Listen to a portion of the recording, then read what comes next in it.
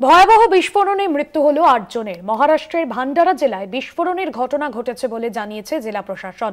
বৃহস্পতিবার সকাল 10:30 নাগাদ নাগপুরের কাছে অর্ডিন্যান্স ফ্যাক্টরিতে বিস্ফোরণ ঘটে বলে সূত্রের খবর। কারখানায় কয়েকজনের চাপা পড়ে থাকার আশঙ্কা করা হচ্ছে। ঘটনায় বিজেপির বিরুদ্ধে তোপ দেগেছে কংগ্রেস। মহারাষ্ট্রে বিস্ফোরণে একাধিকের মৃত্যু। অর্ডিন্যান্স ফ্যাক্টরিতে বিস্ফোরণ, যুদ্ধকালীন তৎপরতায় চলে উদ্ধার কাজ। সকাল সকাল তীব্র বিস্ফোরণে উড়ে গেল অর্ডিন্যান্স ফ্যাক্টরি। ঘটনায় মৃত্যু হয়েছে একাধিক জনের। নাগপুরের কাছে মহারাষ্ট্রের ভান্ডার জেলার অর্ডিন্যান্স ফ্যাক্টরিতে বৃহস্পতিবার বেলা 10:30 নাগাদ বিস্ফোরণ ঘটে বলে স্থানীয় সূত্রে খবর। বিস্ফোরণের তীব্রতা এতটাই ছিল যে প্রায় 5 কিলোমিটার দূর থেকে বিস্ফোরণের আওয়াজ শোনা যায়। বহু দূর থেকে দেখা যায় কালো ধোঁয়া। ভান্ডারা জেলার কালেক্টর সঞ্জয় কোলে জানিয়েছেন, বিস্ফোরণে কারখানার ছাদ ধসে পড়ায় 12 জন আটকে পড়েন। পরে দুজনকে উদ্ধার করা হয়। বাকিদের খোঁজে যুদ্ধকালীন তৎপরতায় উদ্ধার কাজ শুরু হয়।